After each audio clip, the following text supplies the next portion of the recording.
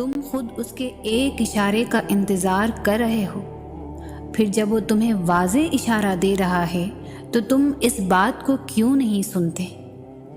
وہ آپ سے چھین بھی نہیں رہا اور آپ کے قریب بھی نہیں آنے دے رہا، تو اس کا مطلب ہے کہ وہ آپ کی دعا کا انتظار کر رہا ہے تاکہ وہ آپ کی دعاؤں کا جواب اپنے کن سے دے۔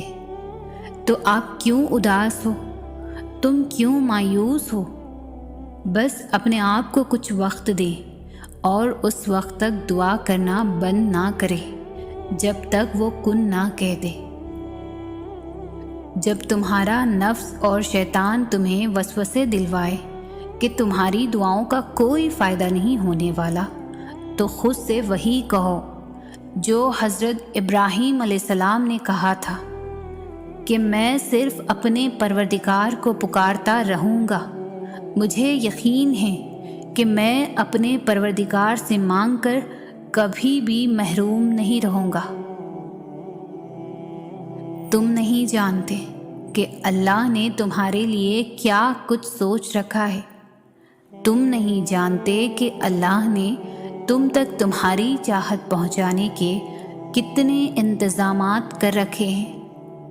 تم نہیں جانتے کہ اس دیری کے بعد تمہاری ہر اس دعا کی قبولیت ہے جو تم مانگا کرتے تھے۔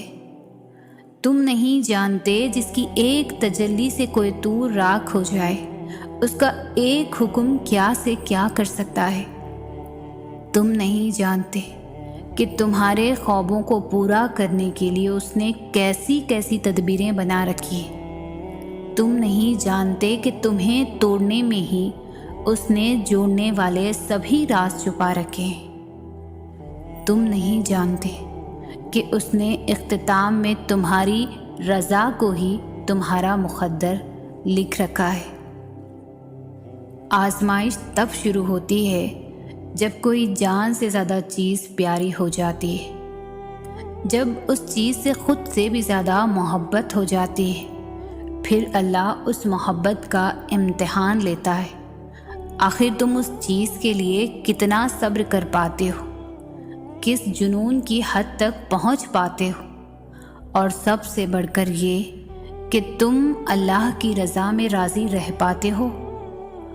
اللہ کو تمہاری عبادتوں کی ضرورت نہیں ہے، اس کی عبادت کے لیے سارا جہاں ہے، وہ تو بس تم سے محبت چاہتا ہے۔ بتاؤ پھر جس محبت کا وہ حقدار ہے تم اسے دے پاؤ گے؟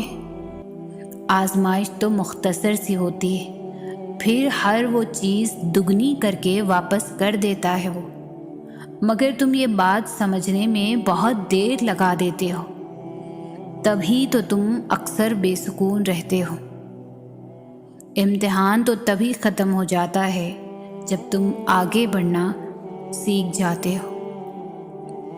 دعاؤں کی قبولیت میں صرف اچھے گمان رکھا کرو اور ہر قسم کے وسوسوں سے خود کو آزاد کر دو۔ جب تک اللہ کا فیصلہ نہیں آ جاتا تب تک تم بھی مانگنے سے پیچھے نہ ہٹو۔